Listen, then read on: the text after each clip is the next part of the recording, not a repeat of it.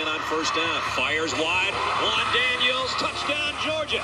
This is your favorite receiver, Juan Daniels, and you're listening to the DGD podcast with my man, Robert Reynolds. Go Dawgs! Welcome to this Friday edition of the DGD podcast. As always, the NCDGD himself, Robert Reynolds. Look, guys, the chain's out. I forgot to do it yesterday, but we're going to start by talking about two commitments in two respective classes, by that matter as well.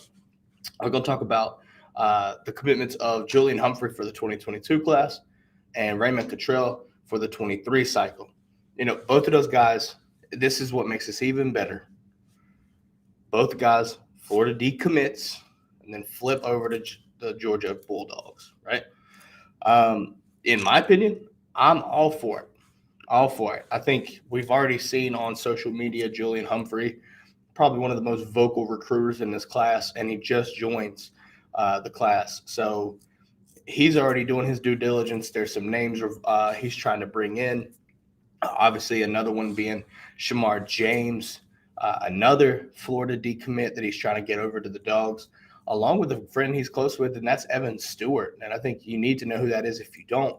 5-star receiver for this 2022 cycle. So a lot to talk about there. That is why the chain is out.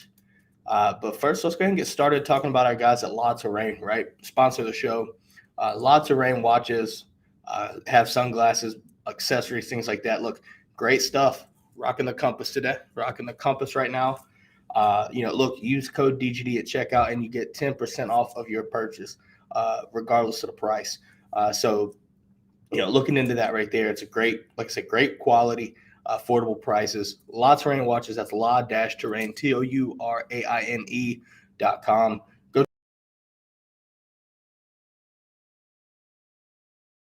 podcast.com. Find them, check them out. You'll love the products. I promise you that. But first, look, tomorrow, guys, noon kickoff. I think it's on ESPN Plus. I'm excited for it. I think it's going to be interesting to see. I want to see another shutout. And we're talking about the Charleston Southern Buccaneers coming into Athens. What's going to be a blowout. There's no question about it. Obviously, we're going to do a little preview. The co-host, Mr. Daniels, is currently occupied. He may make an appearance later on in the show. We'll have to find out, though. We'll see. But I want to transition over into Charleston Southern. Obviously, FCS school really, in my opinion, should not be a threat to Georgia whatsoever. Not so whatsoever. Should not be a problem. However, you don't want to underestimate them at all. And, in my opinion, I think it's going to be a huge game. There's not really a lot to talk about, right? Georgia's going to dominate. I think you're going to see Georgia use this time to get guys healthy, right? I think there's no rush in putting these guys back in after playing Tennessee. Look at guys like Devontae White. You might see him ready to go. Sawyer might come back this week. Honestly, I think you take this week to, hunker down on the X's and O's and really get your right personnel for what it's worth as well. Looking at guys like Xavier Truss, does he take the reins at the right guard position? In my opinion, I think he should.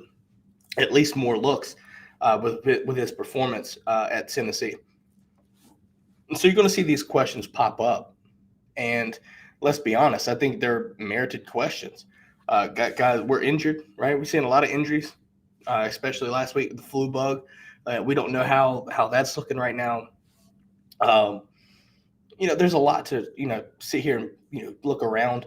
But nonetheless, I think Georgia's going to manhandle this game. It's going to be ugly. Definitely going to be ugly. But nonetheless, also looking into it, definitely think that I think you're going to see multiple quarterbacks. I think Stetson Bennett can be the starter. That's fine. I don't care. At this point, I trust Kirby Smart and what he wants to do with the quarterback situation as long as we're winning games. And so far, we have done nothing to show me otherwise. in regards to winning a close game. So all of them's been kind of blowouts, and if you want to look at it that way. I do expect JT to get significant playing time. You could honestly even see Carson Beck could get some snaps, I hope. And honestly, this will probably be a game where you see Brock Vandegrift, quarterback of the future. So maybe that's something we could sit there and, see. I think we will. I think, with Kendall Milton, I don't see him coming back this week. So, utilize Cook and Zeus and everything. But I think Kenny McIntosh could be primed for a breakout. I think it's perfect timing for it. Do you rest guys like that? Maybe. I don't know. I mean, I don't see Zeus and James Cook being banged up. There's just a lot to think about when it comes to a game like this, especially the cupcake style game. You're looking at, tight end, right? Tight end. Everybody loves what Brock Bowers has done, how Kirby's using him. I think it's time to get Darnell some touches as well. He's been great in the blocking department, but I want to see him get more catches and get utilized. I wouldn't say the same way that you would see Bowers, but I definitely want to get him some touches as well.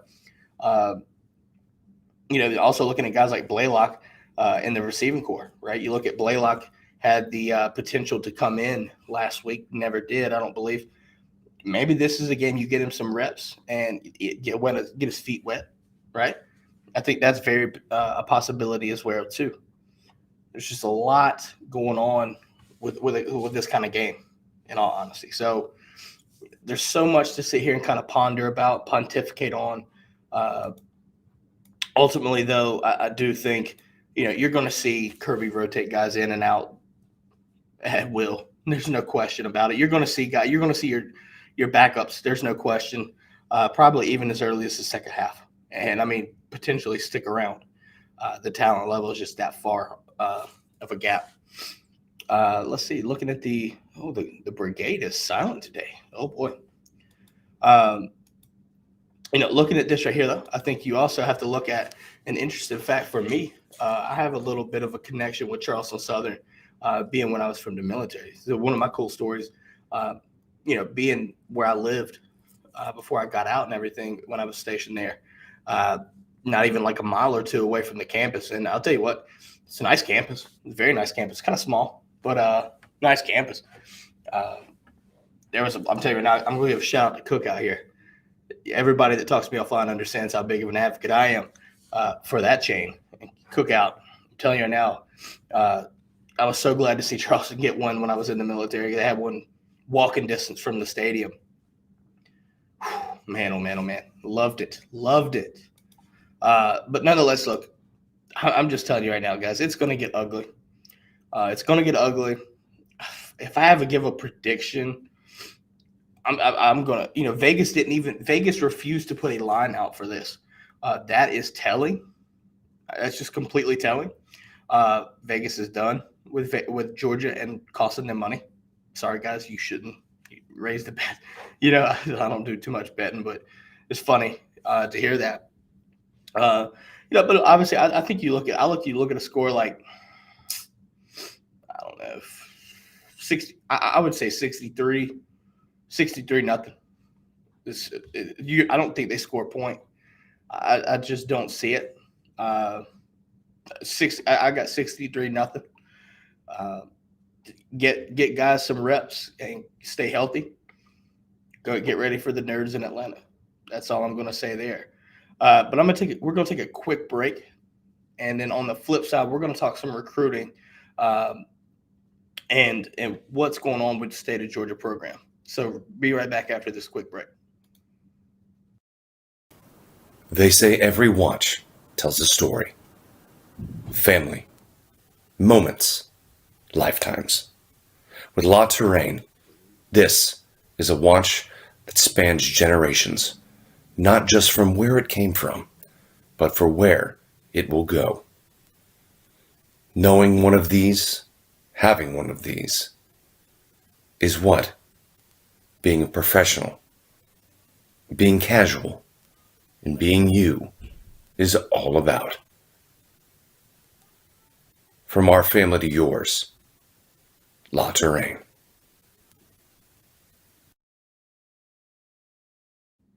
Welcome back. As we come back from the break, obviously we want to talk a little bit about recruiting. But before that, see the brigade starting to pop in. Facebook user, I have no clue who you are. Use the Restream link in the description. Follow that, allow Restream access so that I can see who you are and we can talk accordingly. But nonetheless, starters should get the first quarter. And you know what? I think that's the case. And I look at this game kind of similar to what happened to UAB, where you see it jump up 35-0 in a blink of an eye. I think that's going to be the same thing, if not worse. Jermaine King calls his prediction 56-0. Kirby will call off the dog after Dejan's third touchdown. And honestly, I'm not opposed to seeing Dejan break out. I think it's due. Him and McIntosh should, in my opinion, should get the bulk of this. There's no reason to sit here and just try to bully these guys for 4 quarters with Zeus and Cook, risking injury, things like that, especially after what we saw last week. I know it's at Neyland, but nonetheless, let these guys get some experience and reps. Obviously, I'd love to see Kendall Milton in this game, but at the same time, I want to see him come back fully healthy because I'm telling you now, you'll need it in the SEC championship game. He'll be a stud in that game, in my opinion. At least my hopes and anticipation is telling me so. But do want to talk a little bit about recruiting, though. There's some, obviously if you keep up at 24/7 or whatever, there's a name that Georgia fans might have forgotten about that's in this class that might be looking at a possible flip. You look at Tyree West, that being the name. There's been a lot of rumors. Crystal balls are telling you, that he could be flipping to Florida State. I mean, him being in Tift County, South Georgia, isn't too far of a stretch. It's really not too far of a stretch. But at the same time, you look at this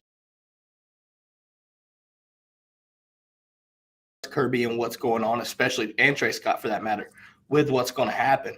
However, you do start to question is this an attrition type move if it were to happen?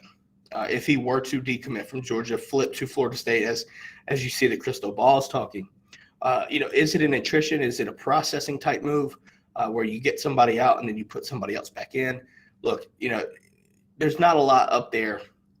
I mean, there are some options, but at the same time, I think you do look at other guys. There's a couple names there. I think that Georgia fans might need to understand that might be there. You just made the top 5 for Marvin Jones Jr. You look at a guy like Sean Washington coming in on an official this weekend. And then you look at a guy like Hero Canoe is another great one. Great name from Germany. All these guys could possibly be this if this were to happen. You're listening to me. I'm telling you right now, it hasn't happened that I've seen yet. So I'm just speculating what if here, right? So don't get my words twisted. But definitely kind of keep an eye on these things because it does make a difference, right?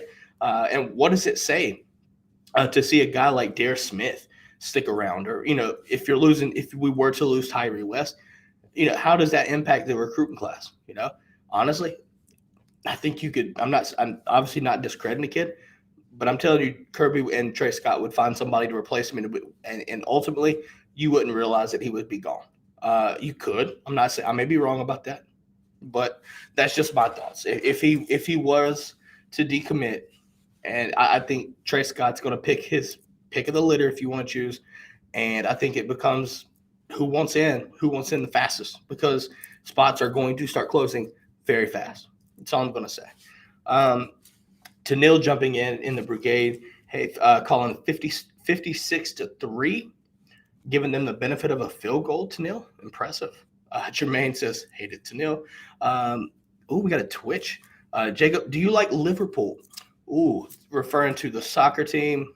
Liverpool is not bad. To me, if I have to watch soccer, I know we're kind of transitioning off of Georgia, but I'm all right with it. Look, I like Manchester U based off of really being able to watch Premier League, but ultimately I do like Real Madrid. Even without Ronaldo, I still kind of like him too. Obviously, so we're looking at. I think he's thinking we're football. So if transition into, the actual game of soccer, I do like Man U and Real Madrid. Jermaine King thinks that Georgia lost a little interest because they're looking at someone higher ranked.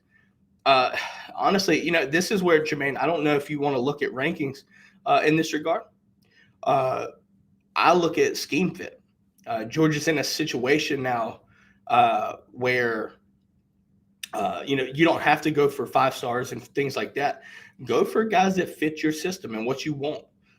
Looking at Tyree West, I think he would fit in like a 3-tech, or an end. So get you another guy that fits what he would be losing at that point. So in my opinion, there, you look at guys like Sean Washington, right? Sean Washington is a little bit bigger than him from a measurable standpoint. Now, ranking wise, he's down, but just because he's a top 100 player, sometimes these lower ranked guys, and we know this from firsthand, right? Some of these guys that are lower ranked, the rankings don't matter to them, right? Ultimately, you see guys like Jordan Davis that comes up from a 3-star and just annihilates people, all-American type season right now, more likely first-round pick. So, yeah, there is that chance that you do see somebody higher ranked. But me, if Tyree West were to leave, if I'm Trey Scott and I'm Kirby Smart, I'm thinking scheme fit. What fits my team? Because right now it doesn't matter if you're a 5-star, 4-star, whatever. I just look at it that way. I think you find the scheme fit. So we're seeing some actual soccer talk. Patrick Oliver, Liverpool would wreck Georgia. I think Jacob is talking about soccer, Patrick, not the Georgia program here. There's actually Georgia, like the actual country or other teams named the Georgia Bulls in soccer. So I think that's what he's referring to. Jacob, we're talking American football, not soccer, buddy. I know exactly what you're talking about. Follow it enough. But nonetheless, that'd be interesting though. But nonetheless, I think looking at Tennille also brings up a good point. If you're watching, hit that like button, guys. This does a lot for the show. Takes a second, completely free. Obviously, we do a live portion and it goes to the podcast, but like this so we can get it out to everybody else. More people means more interactions. More interactions means more discussions. And that's what we live for, right, guys? That's what we do. But nonetheless, you're looking at recruiting right now. Obviously, we talk about Tyree West potentially. But, I think you start looking at early signing day since it's coming up soon. Early signing day is going to be interesting for me because right now you're looking at a situation where Georgia's at 22 commits currently. You're possibly going to be probably getting maybe 28, 29, maybe because of the new rule. So you're looking at 7 spots, but there's a ton of names out there. So it's just like putting 10 pounds of shit in a 5-pound bag, guys. All of it ain't going to fit.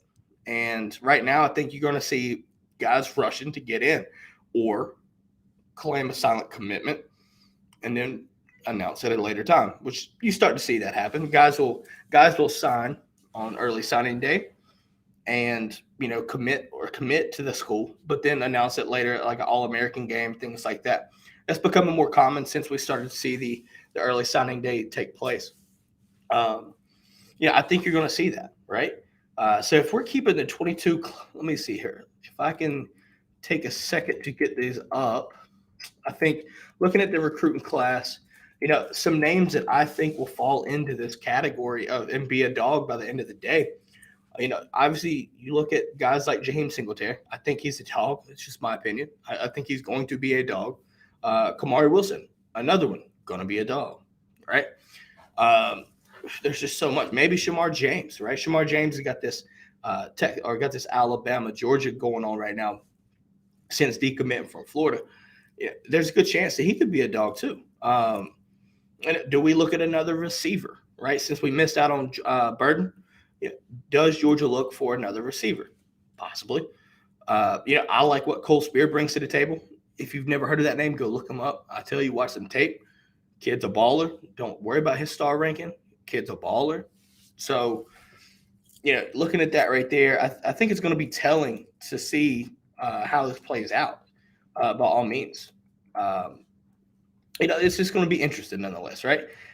And with that, though, Like you take into context, like, does Georgia, I think Kirby Smart will save a spot or two for, the transfer portal, or I think you see him give a scholarship to a kid that's already on the team. I think Dan Jackson would be a perfect candidate for a scholarship. He's deserved it. He's deserving of it. He's earned that by his play ever since the Clemson game. So, that's why I said, obviously you could look up to 32. I think you take 28, 29 commits and save a spot or two, like I said, for the portal. Right now it's so hit and miss because there's just so much going on with the portal, with all these coaching changes waiting to happen.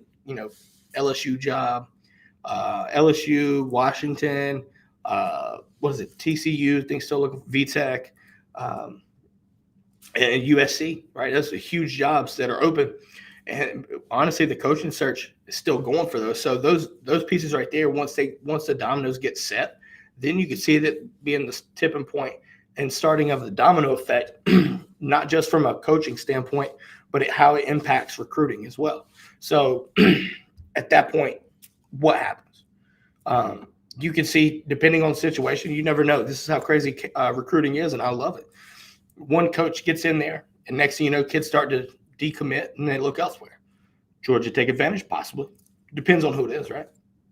So with that being said, I think there is a chance that, you see a couple guys commit or whatever. But, obviously the National Signing Day, the traditional one in February, you could see a lot of guys commit there to make sure that they have the time to go take their visits, since the extended dead period kind of has a impact, still ongoing impact for that matter, for these recruiting classes. So maybe you see a few guys come back, right, and not go on early signing day and sign, more so to wait until February. I think Jordan James has mentioned about committing or signing in February. But then you start to wonder, and there's always going to be questions.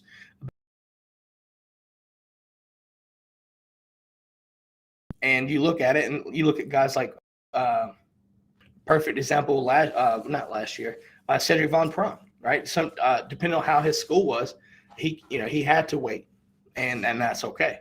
But there's always questions like, will they flip somewhere else? That's why we wait. That's why we watch and keep up with recruiting, right? Just gonna leave that there. Green Soldiers hopping in. Well, actually, I'll go Patrick. Patrick, I did not give JD off. I did not give JD 12 the day off. He might be and he might not. Look, I'd love to. It's coming up on Thanksgiving, guys. It's coming up on Thanksgiving. I'm telling you right now, I might gain 5 pounds, but that's for another day. That's for another conversation. Green Soldier hopping in saying that the UGA will take advantage of any lost ground with a program, i.e. USC. And that's what recruiting does for you. Having that killer mentality, and you see it with Kirby. Obviously, yesterday, guys, we played the leaked audio. That doesn't apply just for on the field. That's recruiting. He's a tenacious recruiter. So looking at that right there, to me, that makes perfect sense to see that. I think Georgia would try to hop on, depending on who it is. Definitely would do that. Green Soldier also says that Bama does the same thing. If the Riley stuff is true, talking about Lincoln Riley, talent-wise, Riley pulls 7 to 8 guys to LSU with him, and then Georgia Bama start to get more of the transfer portal. Depending on the case there, and if you're not familiar with it, there's been rumors swirling around Lincoln Riley and potentially an LSU job contract offer. I want to say it was like 8 years, $96 million. How true it is, I don't know, guys. I cover the Georgia Bulldogs, as you see on the bottom there. Try to stick around a little bit on the SEC. I think if that's true and he were to leave, though, I definitely think it would be interesting to see what happens at LSU, because in my opinion, I think Caleb Williams would go too, because Lincoln Riley has been proven to deal with the quarterback situation. I think they have a great relationship. You could see Caleb Williams at LSU, perhaps, right? And if that happens, then you're looking at some crazy shit going on, because what happens to their quarterback that they've got recruited for 2022, who knows? But I definitely think you start to see the transfer portal at LSU. There's a couple guys that I would love to, or maybe I'm going to say one, for example, B.J. Ojulari. B.J. Ojulari. Kid's a damn animal. And he has somebody familiar. If you're not familiar with that last name, I think you need to look up through Georgia a couple years back, if not last year. So keep that in mind. But Green Soldier also talking about Oklahoma still. Oklahoma isn't Oklahoma without Riley unless they have Stoops come in. And look, if they do that, then I just think Oklahoma is a program that the brand has gotten it to where a big time coach will come in there, and you might see some changes fundamentally in regards to like what your perception is of that program. I still think they're going to be very competitive in the Big 12/SEC whenever they come in, if they still come in. They're going to be Oklahoma. It just might be a different perception on, what we think about them, right? I think it would be interesting to see the perception change of Oklahoma from an offensive powerhouse and a Big 12 defense into a solid, like elite defense. I would love to see that kind of philosophy change of the perception of Oklahoma. That's just me. Joel Sanders, if Juan, if you're listening, Joel Sanders is telling me that you're at home eating your Tic Tacs. If that's the case, let me know. Just saying. But no, looking at that right there, obviously the coaching search is huge right now, right? Obviously the rumor talking about that, right? With LSU and Lincoln Riley, Manny Diaz might be on the way out at Miami. What potential could that have? Right? What could that mean? There's a potential for Cristobal taking a Miami job. How interesting would that be if that were the case? Lane Kiffin has been talking, or his name's been brought up, I should say, to Miami potentially. I think it's Cristobal and then Miami, or Lane Kiffin for Miami. My fault. So there's a lot of big names going around, and this is what happens when you get big time, notable, prestigious universities with head coaching positions open or potentially opening, right? The domino effect is big time this year. Already got at USC and LSU. Those right there are two big, huge pieces of dominoes, right? There's the puzzle really that could just create ultimate chaos. Ultimate chaos. That's all I'm going to say there. So what happens, right? You look at assistants, you look at Dan Lanning, right? I hate to say this. I love Dan Lanning as a defensive coordinator, but Kirby's established defensive coordinators and has a track record for success with under his tree, right?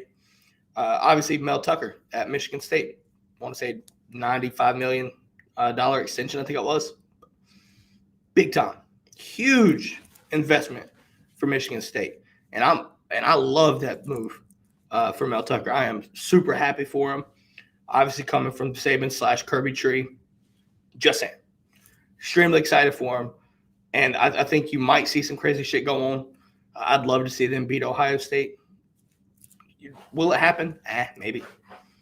It was worth a shot to see it. But I think Mel Tucker's going to make Michigan State a competitive foe week in or year in and year out, so long as he is at Michigan State, in my opinion. Dude is a ridiculous recruiter. So, that's all it says isn't enough. And he's great at producing too. Looking at some people popping in, to Neil talking about Jermaine resentment surrounds the OU program. Fair enough. Hey, Christy, how are you? See, Christy just popping in saying, go Dawgs. Go Dawgs. Jermaine King sounds like the perfect time for them to join the league. There you go. Oh, good God. Going back to another prediction here. Facebook user. Georgia 143. Charleston Southern nothing. Let's be honest. Is that why Vegas doesn't want to put a number on it? Could it be? Who knows? Georgia, you never know. The point differential is about to be ridiculous. It's about to be insane. But looking around the carousel, right? Obviously there's so much stuff that can be brought on by that. But I'm telling you, the coaching changes, you can see recruiting impact. You look at teams, a perfect example of Florida. What's going on at Florida right now? For Florida fans, I feel bad for them, because Florida as a state of a program, they are way down, and it's because recruiting. This is why recruiting matters, period. Recruiting matters. When you don't recruit, you have 2 commits or 3 decommits between 2 classes, 2 of them going to your arch rival.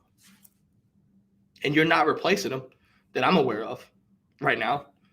So, if I'm telling you right now, and I'll keep saying this, I will keep saying this.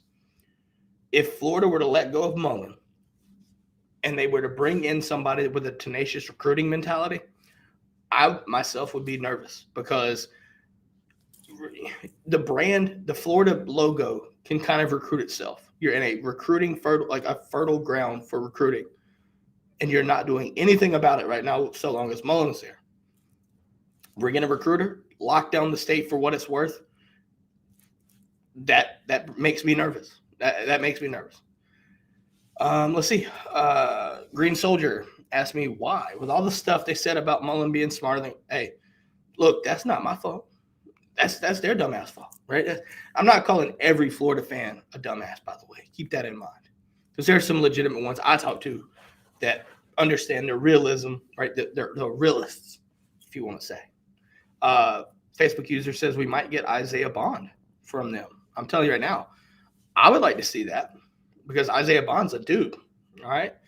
And obviously, we have a connection to Buford with Juan and his son. But I'm telling you right now, watching that, I would take Bond if he. Honestly, in my opinion, though, I would have rather had Andre Green. But to me, I think that was too far of a fight to be a part of. I know we were top 3, but you could just see it was going to be a Clemson, Carolina. That's just what it is. It's just what it is. Facebook user also saying 102-meter champ. Yeah, speed, right? Speed. Green Soldier says he does not have sympathy, and true. I have good UF fans as my guys. Yeah, I mean I don't have sympathy for him because look, if you're down, that means we're on top. It's just the way that shit goes. But everybody knows a cocktail party means more when both teams are good, right? That's just my common knowledge for me.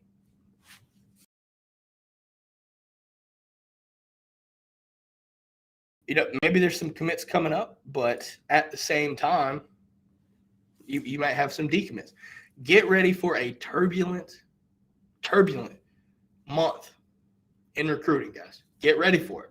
You hear it now. Prepare yourself. You might see a decommit or 2. You might see commitment or few. It's just what it's going to be. There's going to be some ups. There's going to be some downs. Trust in Kirby Smart. That's all I'm going to say. Just trust in Kirby Smart. But also remember this, guys.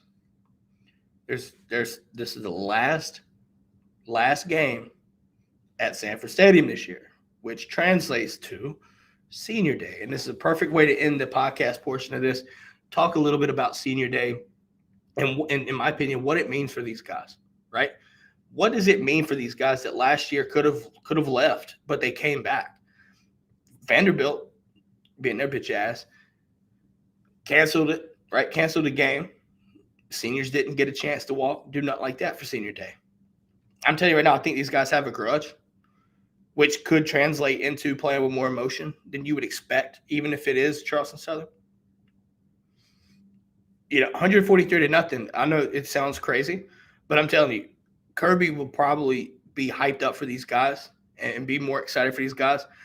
It would not put it past me to see every single senior, whether it's walk-on or not, takes a snap at least, because it means something to these guys. It just means something. Obviously, losing it last year makes it that much more important. And I think those seniors that stuck around this year and the seniors, right, just in general, there's a ton of them with the super senior rule. They deserve the chance to go out there tomorrow. And I'm glad they're getting this opportunity. They deserve it. One of the winningest classes, senior classes in Georgia history. I'm just saying. And to this point here, Jermaine brings up a perfect example, and I would love to see this. I would love to see it too. It's a great idea. He says that Kirby should invite last season seniors back and let them also have their senior day. I think the brigade, along with myself and everyone in Dog Nation, loves that idea. I think it needs to happen. Maybe they do that. Honestly, I hope they do. I hope they do, because those guys earned it. They deserve it. and it was taken away from them. So, in my opinion, I think that's a brilliant idea, Jermaine. But look, obviously, you're going to see guys like Devontae Wyatt, Jordan Davis, James Cooks, Zamir White going to be gone. Obviously, a ton of other guys and seniors, things like that. There's too much to really name if I choose to do it. I understand what we're seeing right now and what these guys brought and the legacy that they established for each of them. They took it and they put a chip on their shoulder this year. And to me, I loved watching these guys. I loved watching them when they come on, when they committed. Everybody remembers Quay Walker's hat toss. I don't think by the way, I don't think his hat ever hit the ground. I have yet to hear anything about where it landed. I don't think they found it. Obviously, Jordan Davis, who really thought about Jordan Davis being where he is right now? So it's just a bunch of different things. And honestly, the culmination into tomorrow, to me, even as a fan, I think it can get emotional because you've watched these guys, come up from as freshmen, as recruits, and then you see that last year these guys got it taken away from them. So to me, that cancel from Vandy adds a little bit of extra emotion to it.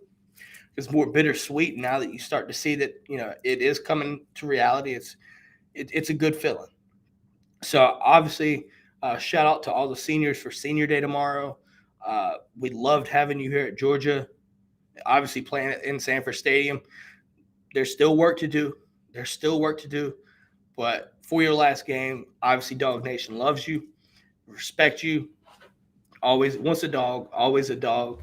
And on that note, though, guys, look, tune in tomorrow, ESPN Plus, I think it is. You can find the show noon kickoff. Charleston Southern comes up to Athens to play the Dogs. I've got 63-0.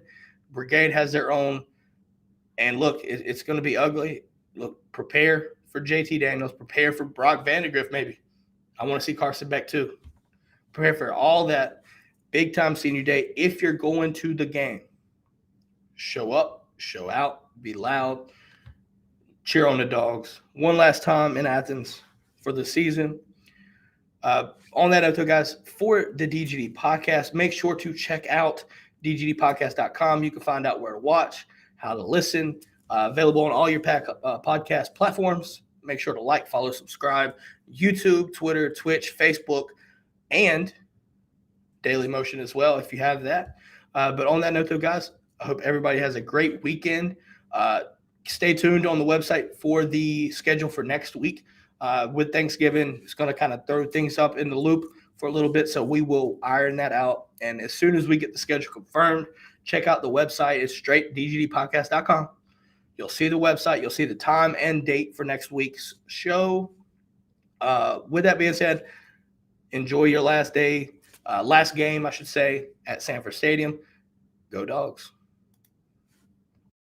This is the DGD podcast. Go Dogs.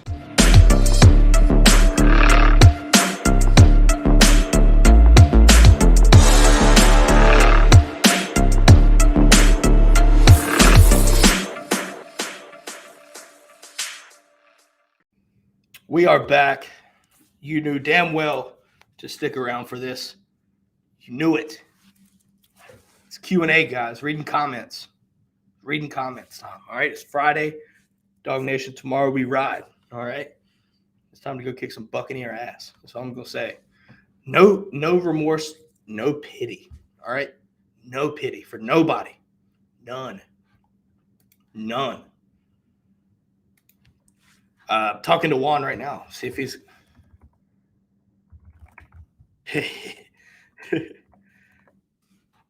Let's see here. Let's take some comments, shall we? Jay Shipes, welcome, sir. Go Dogs and free JT. Oh, you know that's coming. Y'all know damn well that's coming.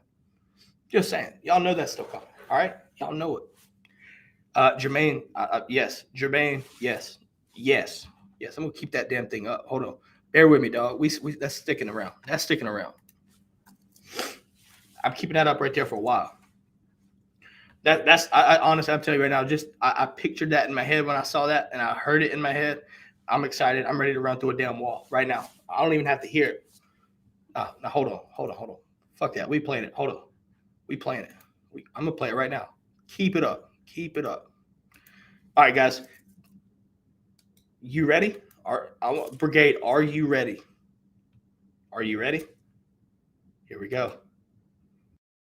I still remember like yesterday walking out of this bitch at the half. The look and the feeling I had, looking at Tyson, looking at Stokes, looking at those guys. You know what, guys? This is our fucking year. This is our fucking year. We do it how we play. It's 0 to fucking 0, and you make them never want to play again. All that shit they're talking, I love it, Jamar. You didn't say shit. You don't say shit to them. You just laugh and point at the scoreboard. Let me get a picture, JD, pointing at the fucking scoreboard. Don't say shit to their undisciplined ass, because we are disciplined. And our ass still don't take the fucking shit out of them. Physically, I want to break them. I'm talking about fucking break these bitches on defense and offense. Let's go, defense. I'm telling you right now. Getting hyped. Coach, put me out there. Coach Smart, I'm going to let you know right now. I hope you're watching this. I hope you're watching this, because tell me right now, you tell me when, Coach, I'll travel my happy ass down there. I'll put on the helmet for you. I'll put on the pads for you. You put me on special teams. I'll run down the field as fast as I can. I'll run through it. Oh, you tell me to run through a brick wall? Got you. Send them more fam. Put me on scholarship for one day. Honorary scholarship. I'll go out there and play. I'll play for you. I think everybody else would too. Facebook user, I guess you're talking about this audio would come back to bite us. I'll tell you right now, so far, nope. Kirby's got the culture set up to a point where I don't see this happening. It won't get to a point like that where we're undisciplined. I don't see it. Kirby would nip it in the bud before it even – I don't even think it's a thought. The recruits, or not even recruits, but the younger kids will police themselves to the point where that will not happen. Let's see. Jermaine King wanted Kirby to say, give them nothing and take from them everything. Yeah. I'll tell you right now, Kirby's playing for history. And that defense, I'm telling you right now, I think through 11, I want to say, 6.9 points per game through 10 games. It's fucking crazy to hear that.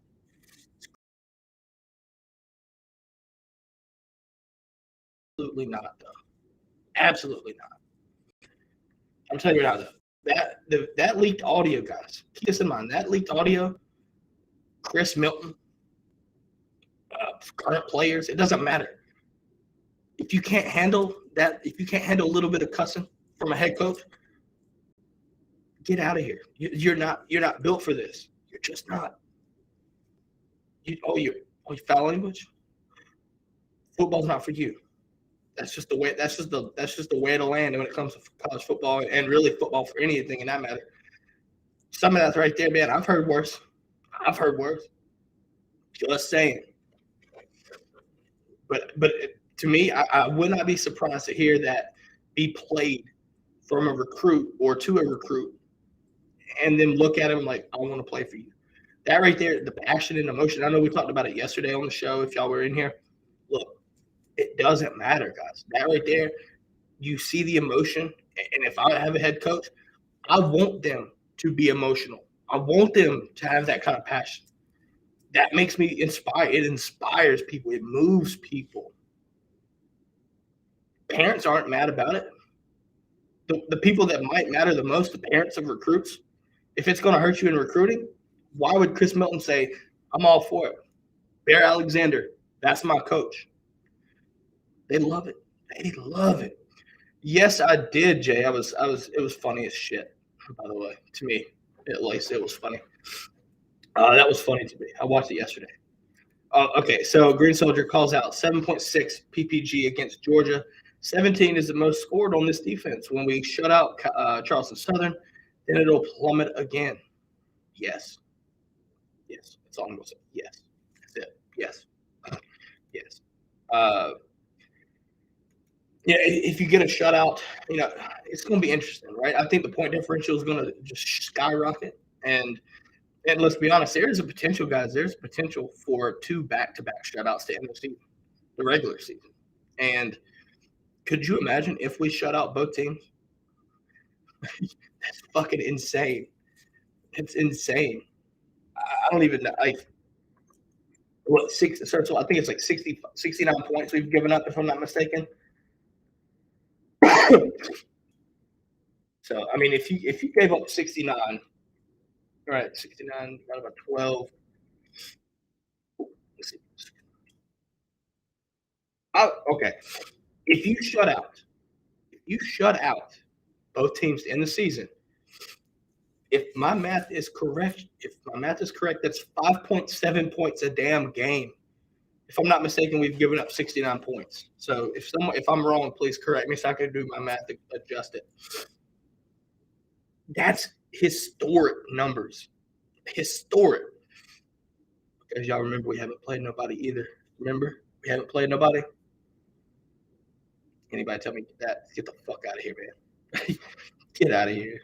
Period. Get out of here. Moving on. Can you imagine if we shut out Alabama?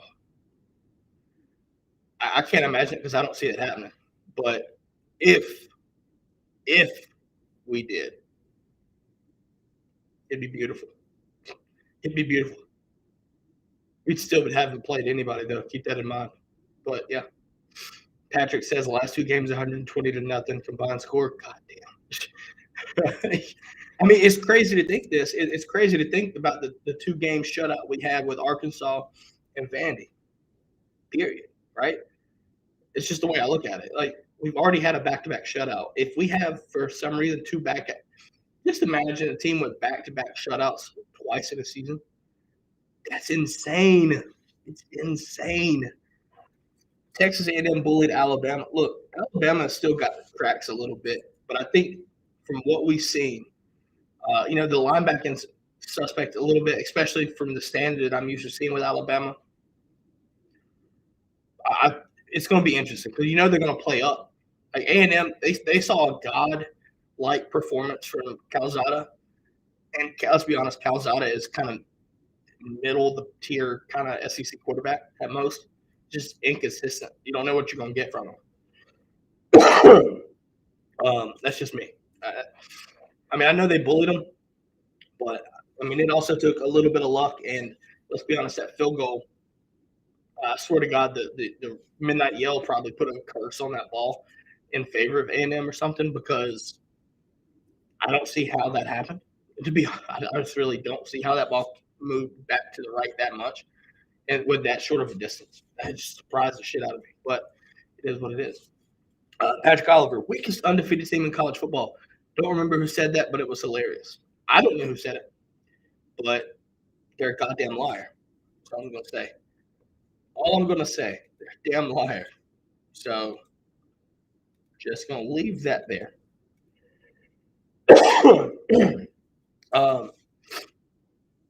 With the brigade. Oh, hold on. Heard it from some comment stores. Okay. A couple weeks ago, talking about Georgia, he was a pro-Bama guy. You're going to get that. Yeah, Stacy, the Bama guy, right? Stacy, I know Stacy been talking about, commentator. Patrick talks about commentator. Just keep in mind that Alabama outgained A&M 522 to 379. Like I said, it took a little bit of luck, man. Just saying. So, sometimes this is why you play the game, right? Because those numbers on paper tells me a different score, different result for that matter from what Stacey told me. So that's just what I saw, right? Look, I don't care what anyone says, and being as real as I can, Georgia Bama is going to be fun to watch. It's going to be fun to watch. So I'm going to say, yeah, I'm kind of with you, Stacey. I don't know if you call it bullying. That's not bullying. Like, bullying is like what we did to Arkansas. Like, that's top 8, like 8 in the country, I think, or 11 in the country. And just to shut them out, like 37-0. That's bullying right there. Or what we did to Vanderbilt, 62-0. Like, that's bullying. A close loss. I don't think you call bullying unless you watch the game and you see guys getting manhandled or something. Well, they bullied the O-line. Maybe. But still, it was too close of a score to do that. Maybe, look at Georgia's offensive line. Georgia's offensive line, interior of it, right? It's kind of questionable to me. But, you still, it's still serviceable. Literally outside of A&M, though, you look around and Bama's doing exactly what they're supposed to do to basically everybody.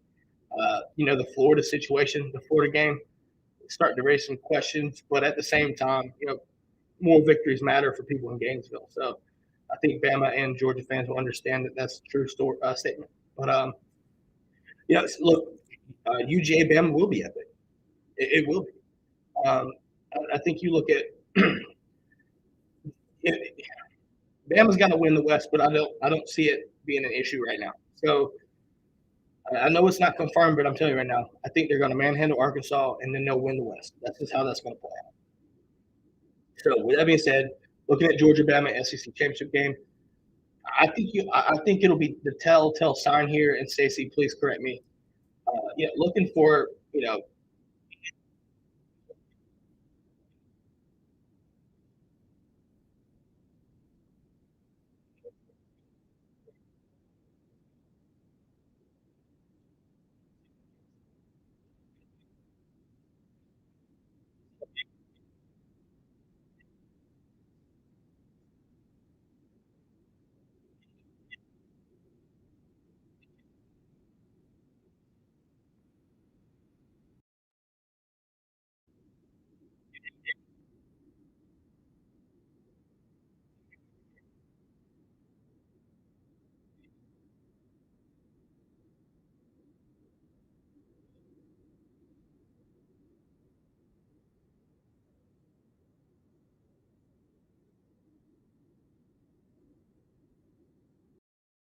what about now? Can you hear me now?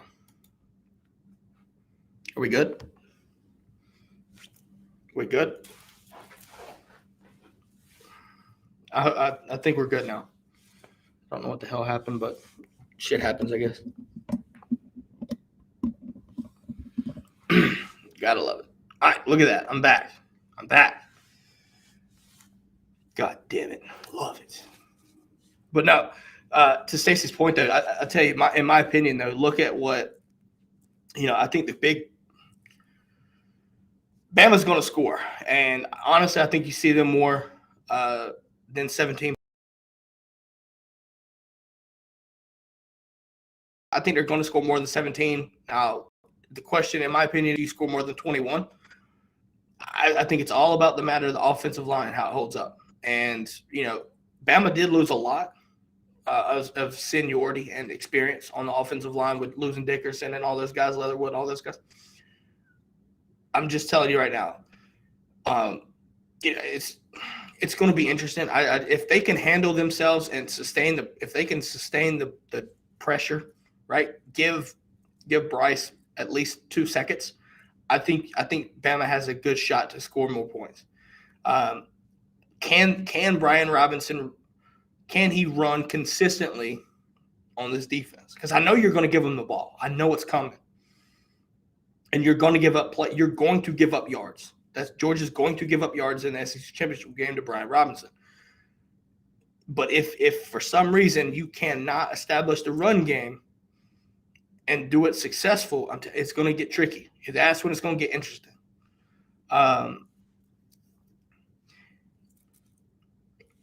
So Stacey says that if Bama Georgia game is played and the score stays in the 20s, it'll be tough for Bama to win. If it gets over that, UGA will be in trouble. I see the logic, Stace, but my question, or not really a question, but to me, I think with the situation at hand, I think Georgia has enough balance to be able to move the ball, sustain drives, things like that, and score. Not saying that Bama's going to pose a huge threat to stopping us from doing that, because they will. But I think, in my opinion, I don't know who they got who they've got lined up in regards to. Are you seeing Stetson play? Are you seeing JT play in the SEC championship game? Looking at Stetson, though, man, he has that athleticism that you have to respect. He's not the fastest quarterback, right? He's not that fast, but he is mobile enough and athletic enough to make you have to respect it. And honestly, there's a couple plays where he's going to pull it, but it's a matter of, when he catches you doing it, right? He's going to catch you sleeping, and he's going to pull it, and you'll never know it, and he's gone, and pull a first down out and sustain that drive. It'll be interesting, right? But JT can sit there and just beat you in the pass game, but You don't have the mobility that you do with Stetson. So who fucking knows at this point? I don't know. I don't know. Let's see here. Tennille, have a great weekend. Let's see. Stacy, fun fact. Bama and Georgia are the only two teams in the top 5 in regards to offensive and defensive efficiency. Yeah. It's funny, ain't it? Yep. That's about right. Facebook user says that Utah will beat Oregon to knock them out of the playoffs. Hold on. I got to go back up because I did see somebody's playoff predictions, and I want to talk about that. Let's see here. Where was it? Here it is. So Facebook user called out UGA, Ohio State, Oklahoma State, and Cincy. I give you Georgia. I give you Ohio State. I have to question Oklahoma State and Cincy. The reason why I say that is this. Cincinnati, if they have a great chance to get upset by SMU this week, and Oklahoma State could win out, but do you jump Notre Dame with the non-conference championship? That, to me, that's the question. Because you look at Michigan and Ohio State will have to play. Ohio State and Michigan State will play. So those three kind of wear themselves out and tell themselves out. But I have Ohio State pulling off the win against Michigan State. Do not sleep on Michigan beating Ohio State. The defense is really good. Michigan's defense is really good, really good. If McNamara can score, if they can move the ball, Michigan can move the ball, perhaps run the ball effectively against Ohio State's defense, because their run defense is not great in my opinion for what a typical Ohio State defense is. Michigan is your best threat to beat Ohio State, and if that happens, then you have to take Michigan in, right? If you had to put a gun to my head, I might just be crazy enough to say give me Michigan, but at the same time, I'm also probably regretting my decision because Harbaugh will hardball if you're not careful. So you have to watch out for that. Stacy, but yeah, Georgia would run through those teams like shit on the tin horn. Absolutely. Period. I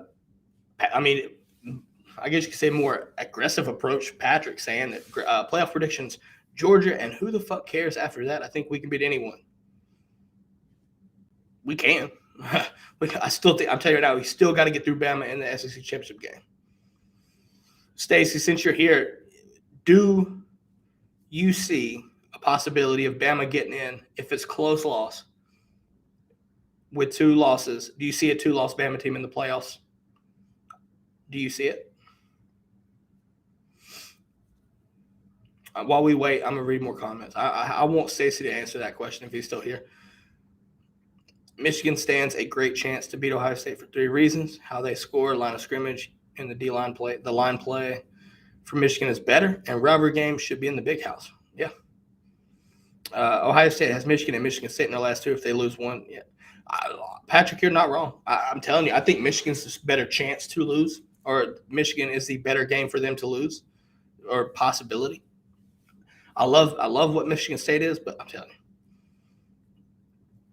Yeah, so Stacy thinks it's not likely, but it is possible. Dude, with how crazy this year's been, who knows? Who really knows at this point?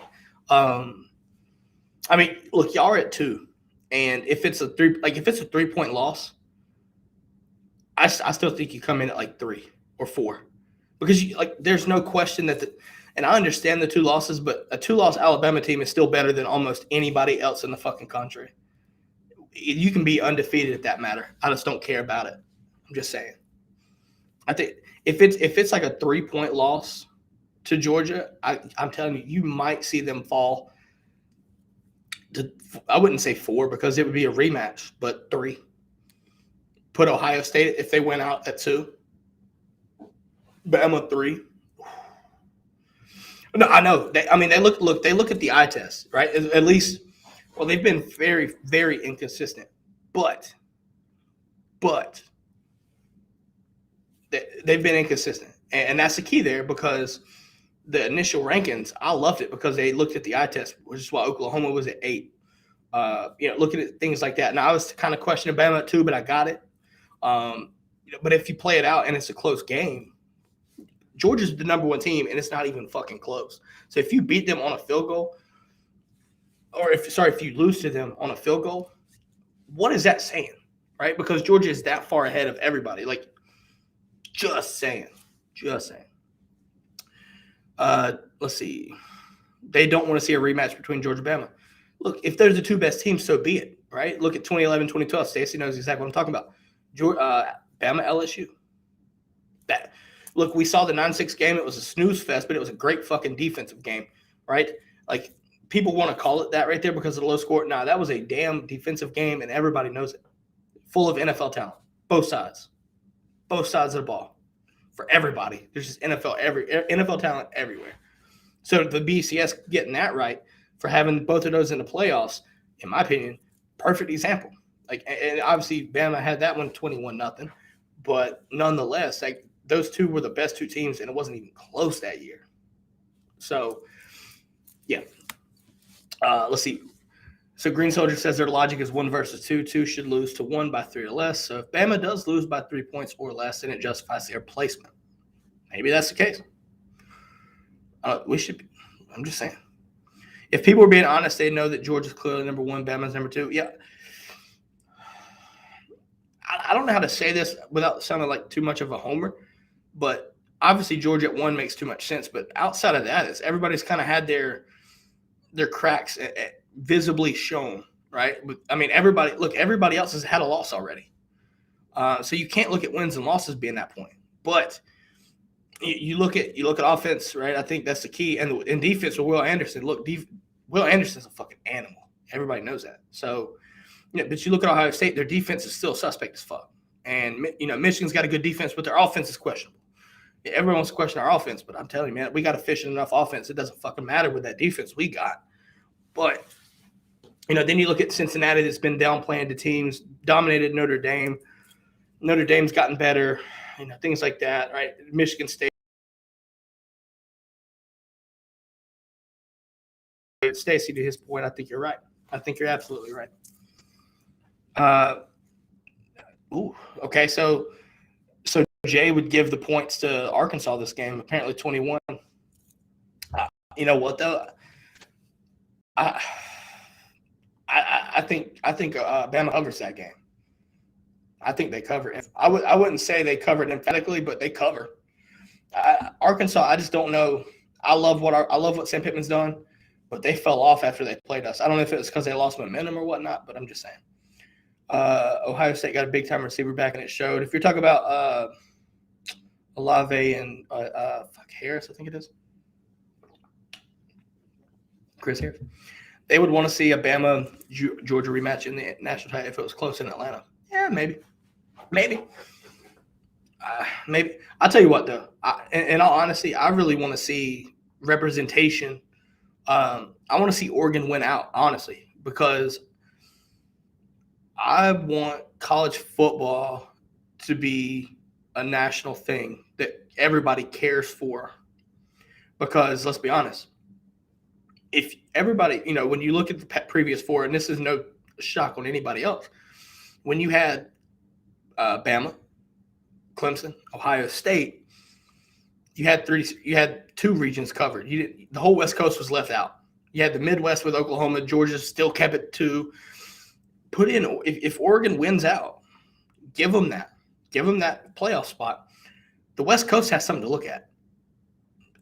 I don't know if you see the West Coast hop over, like California and whatnot. Like, I'm telling you right now, if USC made it to the playoffs, you talk about some viewership.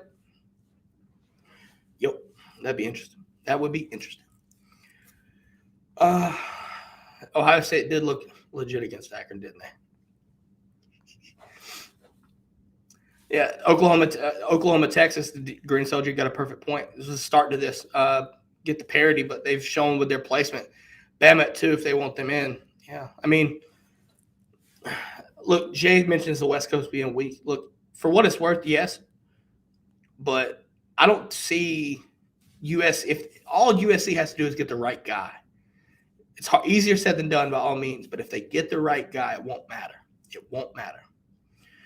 I know this sounds shitty. but I don't feel bad for the regions the South is good at football because no, absolutely. I mean, hell, you look at the SEC, it just means more. We're living it. We're living, breathing examples of what that statement is and what it means. So yeah, I don't feel bad for them, but I mean, I just prefer to get more global because it's just always fun. What I mean, is it going to matter? No, because Oregon would get boat raced by Bama or Georgia, but still. Yeah, and you talk about the attendance. Yeah, dude, I saw pictures of USC, the Coliseum, prior to kickoff, and it was fucking sad. It was sad. It was absolutely sad to see how just deserted that place was. You gotta do better, man. You gotta do better. Like places like USC, in my opinion, college football is better when places like USC are better, if that makes sense. Now, when Texas was elite, right? Look back into the mid 2000s, right? Everybody remembers that national title, the BCS game against Texas USC. That was one of the best college games you've ever watched, I've ever seen, and I'm sure in history that's probably one of the best ones. And it's crazy because college football was so fun back then. But now you look at it like it's definitely turned into a region thing because the South, the SEC in specific, has just shown their willingness to invest in the football. So that's just my knowledge on it. But, I mean, am I wrong? Fuck, who knows? Who cares? But it just shows with SEC champion or SEC winning championships. So sure, not throwing shade at all because they're clearly the best team, but who had Tennessee being the best team they played regular season? That was crazy to me. Because that just shows you how weird of a season it was too. Because I mean, I had Florida finishing fourth. You know what I mean? I had them finishing fourth, and I got called stupid for that.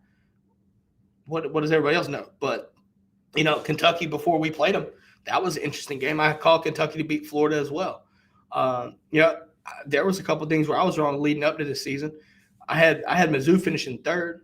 I was wrong, completely wrong on that. I had Tennessee, finishing lower than where I think they are now. I didn't expect Hypo to get this team moving so much. We'll see what happens next year, though, because teams will have film. They will adjust, things like that. So we'll see what happens. But that's just me. But, yeah, it's crazy to think that. But, I mean, at the same time, like, welcome to 2021.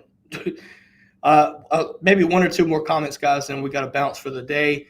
Got a lot of stuff to do and get ready for tomorrow and over the weekend. So Kentucky's only issues are turnovers. Dude, they turned the ball over way too goddamn much. Way too much. Way too much. Now, look, they had arguably the best game plan against Georgia all year. And looking at Tennessee, great. But they had a great game plan. And to be able to sustain 2 touchdown drives, that's important, especially for Stoops. I know everybody hated that call with 3 seconds to call the timeout and score. Look, that's football, guys. That's football. You played till the 0 on the clock. That's it. So he did what he had to do. And honestly, situational football.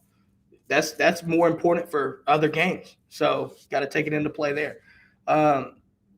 Stacy, this is a good call. Enjoyed it. Yes, sir. Thank you very much. And also talking about QB play in the SEC is down. But to me, it's kind of expected, though. And hear me out. Looking at what was lost over the season, right? You look at guys like, Bryce Young coming in and starting as a freshman. I expected him to have some struggles at times. He's still doing great, but he's going to be great. But he's kind of struggled a little bit, and that's expected, right? That's expected. Stetson and JT, in my opinion, I didn't expect Stetson to be what he's done and everything, but I'm all for it. Hendon Hooker was a surprise. I knew he was going to be all right. Didn't expect him to have those stats with Tennessee. Slovis, I kind of expected once they had a competent quarterback to be able to pass the ball. I wouldn't say it's down. I think maybe it's just misproportioned for what we expected, if that makes sense. Oh, Matt Corral's still doing Matt Corral things, but he has also had a bad look. Haynes, Kellen Mond leaving, what that opened up for A&M, right? I still think Haynes King getting injured played a big part because you don't know what we don't know what to expect with Haynes King. So you look at Calzada, and then he gets completely up and down play, right? So it's just inconsistent play there. Look, Will Rogers turned into a fucking stud, right? Like Mississippi State's doing damn good there. KJ Jefferson, I like what he's done. It's a lot of new faces. You're absolutely right. But I think you look at a testament to how crazy of a year it is, where, like I said, Tennessee throwing up 40 points and crazy ass stats like that. Basilak is kind of struggling with more so their Missouri defense, but Will Rogers throwing the ball effectively and really doing well. Matt Corral doing Matt Corral things. I mean, it's just me hit or miss there. But, I'm all for it because you see these new names, and now you have an idea of what these guys are about, especially if we play them. Now, whether they come back or who they're – and this is why recruiting is important, because now you look at teams and who they're bringing in. You see what the team's about, the schemes with new quarterbacks in there, right? See how these guys might fit the scheme for these the teams they're committed to. So look at it that way. On that note, guys, we're going to call it a day. Thanks to the brigade. Thanks, everybody, for sticking around, having a good conversation. I love these conversations. But that is all. Wherever you're watching the game from tomorrow, whether it's in Athens, whether it's at your house, at a tailgate, enjoy the game. Look, it's going to be a blowout, but enjoy it for what it's worth. And also to the Bama fan, enjoy your game. You're playing Arkansas. Obviously, take care of business, and we'll see you in Atlanta. Come back next week, and if you hop back on, Stacy, we'll say welcome to Atlanta. All right? Interesting. Okay. See the political comment. We're going to not speak on that right here. It's not political for me, but that's interesting to note. So if you see that, you see it. On that note, though, guys, go Dogs.